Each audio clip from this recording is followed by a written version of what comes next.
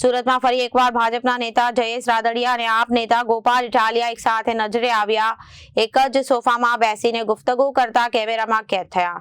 સુરતના પુણાથી વલથાણ રોડ પર આવેલા રામાયણ ફાર્મા ખાતે સમૂહ લગ્નોત્સવ યોજાયો હતો. વિદ્યા વિકાસ એજ્યુકેશન એન્ડ ચેરિટેબલ ટ્રસ્ટ દ્વારા 141 દીકરીઓની સર્વજ્ઞાતિશાહી લગ્નોત્સવ યોજાયો હતો.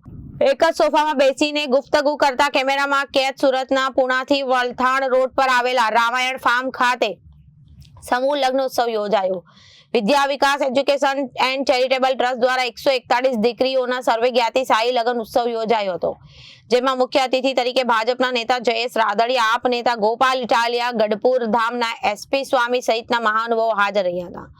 ગોપાલ ઇટાલિયા, એસપી સ્વામી, જયેશ રાદડિયા એક સાથે વાત કરતા ત્રણેય ભવ્ય સ્વાગત કરવામાં આવ્યું અને સ્ટેજ પર વચ્ચે એસપી સ્વામી અને એક તરફ જયેશ રાદડિયા તો બીજી તરફ ગોપાલ ઇટાલિયાની ખુરશી મૂકવામાં આવેલી હતી. સ્ટેજ પર જયેશ રાદડિયા અને ગોપાલ ઇટાલિયા બંને હસતા હસતા વાતચીતો શરૂ કરી દીધી હતી.